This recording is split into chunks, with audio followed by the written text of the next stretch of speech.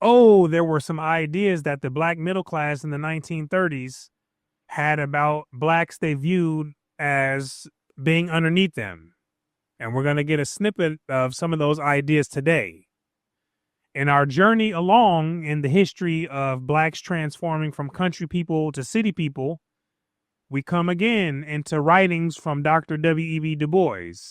Now, we first ran into Dr. Du Bois in his groundbreaking sociological study of blacks, The Philadelphia Negro, published in 1899. And now we're going to catch up to see what his views are just over 40 years later. And so we'll find those views in his 1940 autobiography titled Dusk of Dawn. Now, in this book, there's a great portion about his personal life. But in chapter 7, The Colored World Within, he provides some of his views about the Negroes at the time. And so this is the only part of the book that we're going to deal with. So we're going to stay a relatively short time in this book, and then we're going to move along. And so from here, let's open up the PDF, which will be linked below, and start on page 89. Integrity.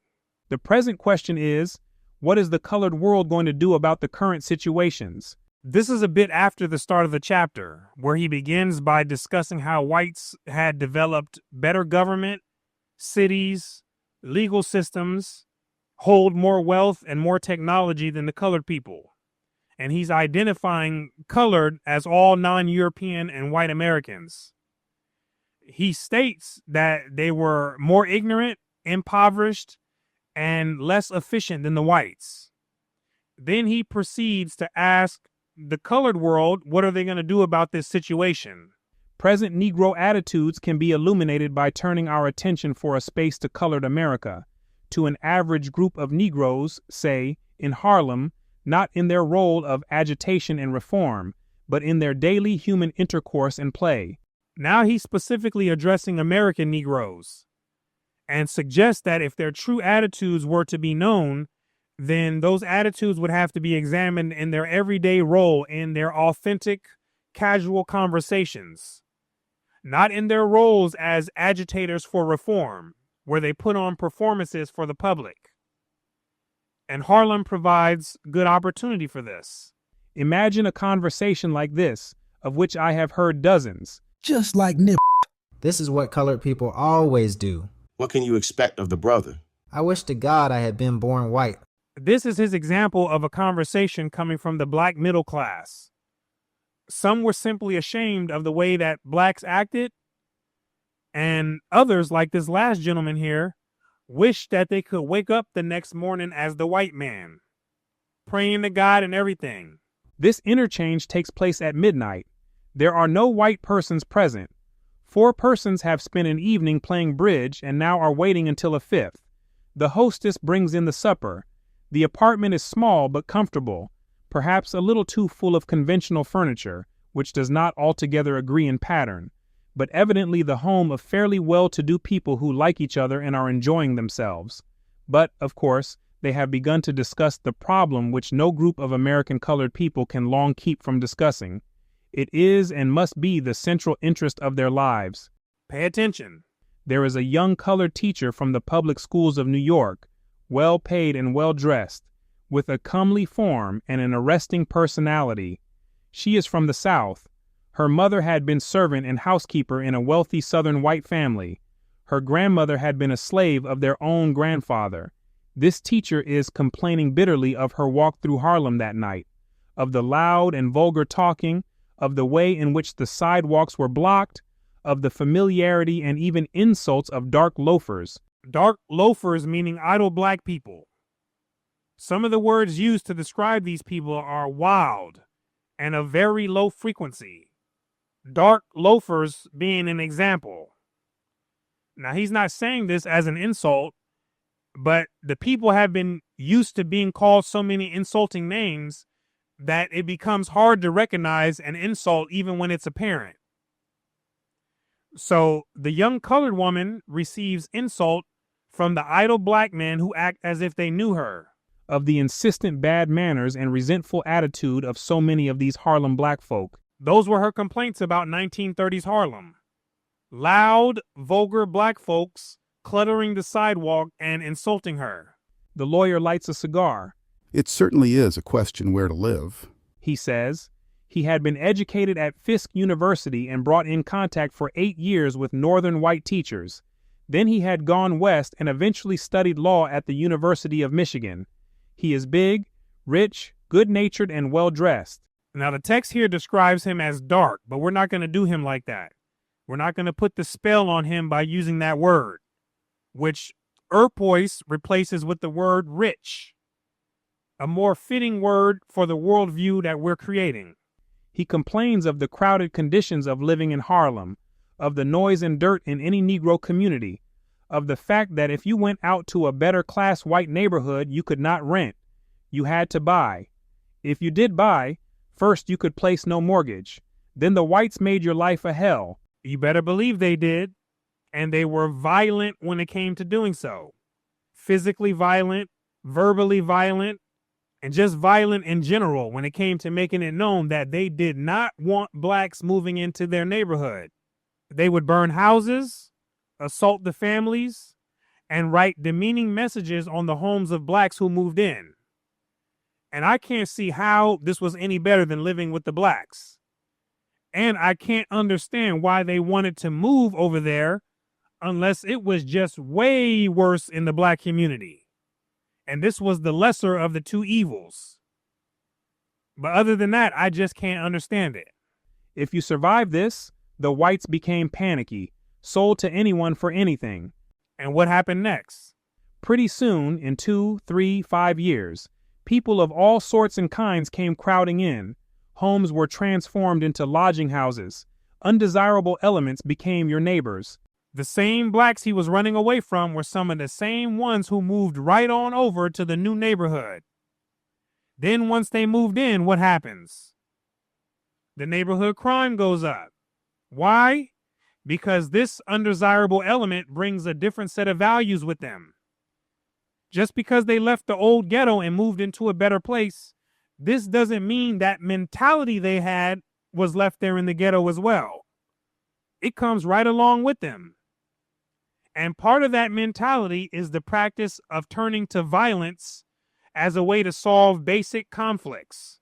I moved to a nice apartment on Sugar Hill last year. It had just been turned over to colored people. The landlord promised everything. I started out of the apartment last night. There was a pool of blood in front of my door where there had been a drunken brawl and cutting the night before. The whites took off to avoid this, as did the blacks who originally left the ghetto neighborhoods. But they got stuck, and what they were running away from had partly followed them again.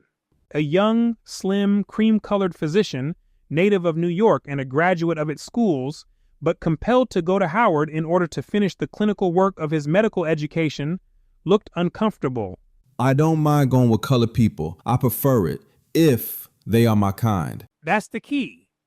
If they are his kind. Not just because they share a similar skin color. How superficial is that? Everyone naturally seeks to be around people who share similar values and who they generally get along with. That's why the ghetto stay with the ghetto, the criminals hang around the criminals, the white supremacists hang with the white supremacists, and the good citizens of the universe hang with the good citizens of the universe, which is us. Everyone goes after their own kind. But if I go out to lunch here in Harlem, I get pork chops and yams, which I do not like, served on a tablecloth which is not clean, set down negligently by indifferent waiters. In the movies uptown here, I find miscellaneous and often ill-smelling neighbors. On my vacation, where can I go?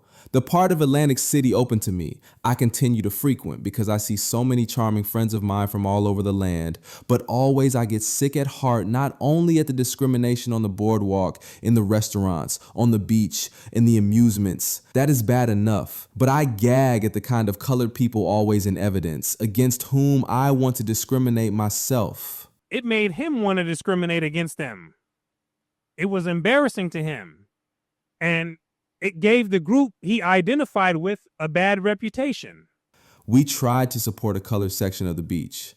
See who crowded in.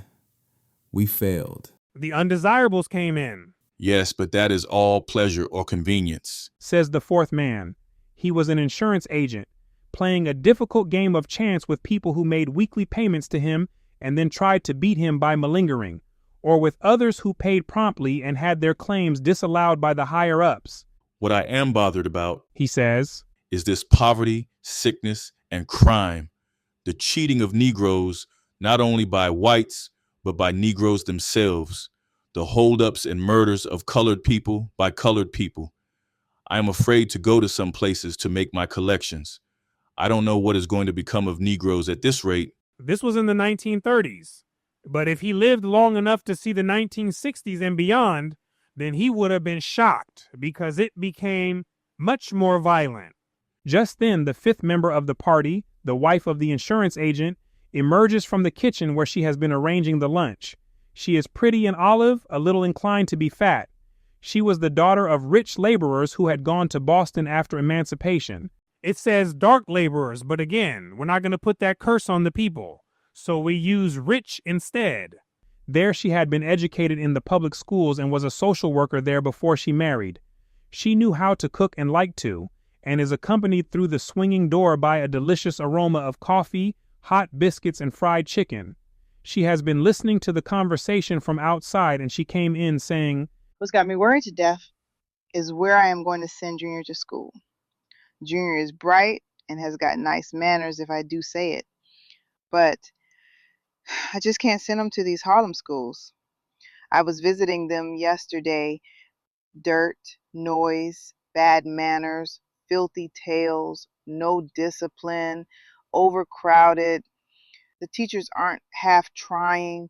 They purposely send green teachers to Harlem for experience. I just can't send Junior there. But where can I send him? what this is doing is giving us decades earlier of insight as to why so many middle-class blacks took flight out of the black community once given the opportunity after the civil rights in the 1960s. All these pieces of conversation had been going on for the longest in the black community. But the dilemma was that they had few options to leave, so they were forced to live amongst each other. You see? So keep this mentality in mind because it's going to help understand black flight once we get to that portion of the history later on. This is a fairly characteristic colored group of the better class, and they are voicing that bitter inner criticism of Negroes directed in upon themselves, which is widespread. According to Dr. Du Bois, this type of talk was widespread amongst the better class of blacks. It tends often to fierce, angry, contemptuous judgment of nearly all that Negroes do, say, and believe. That's how much resentment they have. And it scarred them because many of them still wanted to have race pride, but felt powerless to change much that was going on. Of course, these words are seldom voiced in the presence of white folk. Every one of these persons, in the presence of whites, would eagerly and fiercely defend their race, which a lot of those blacks do today in public, just like they did back then, which is why he wanted to show their authentic attitude in private, because it's often contrary to what is said in public. Such complaints are the natural reaction of people toward the low average of culture among American Negroes. There is some exaggeration here, which the critics themselves, if challenged, would readily admit, and yet there is sound basis for much of this criticism. Similar phenomena may be noticed always among undeveloped or suppressed peoples or groups undergoing extraordinary experience. None have more pitilessly castigated Jews than the Jewish prophets, ancient and modern. It is the Irish themselves who rail at dirty Irish tricks. Nothing could exceed the self-abasement of the Germans during the Sturm und Drang, showing that this wasn't just unique to Negroes, but harsh criticism had occurred within other groups. Negro self-criticism recognizes a perfectly obvious fact, and that fact is that most Negroes in the United States today occupy a low cultural status, both low in itself and low as compared with the national average in the land. There are cultured individuals and groups among them. 100% the truth. All Negroes do not fall culturally below all whites, because a lot of whites are in the dungeon too, and further in the dungeon below many blacks. Some whites are not doing good at all in life and are holding on to nothing more than the idea of whiteness and the N-word as their last resort, last piece of hope. And once that's neutralized, then what else do they have left? But if one selects any one of the obviously low culture groups in the United States, the proportion of Negroes who belong to it will be larger than the Negro proportion in the total population. In terms of percentage, blacks have more lower realm members than any other group. More people by percentage who practice a counterproductive way of life in terms of succeeding in the civilized world. Nor is there anything singular about it. The real miracle would be if this were not so. Former slavery, present poverty and ignorance with the inevitable resulting sickness and crime are adequate social explanation. Slavery jacked up their mind and culture, and the effects of that were still following them around.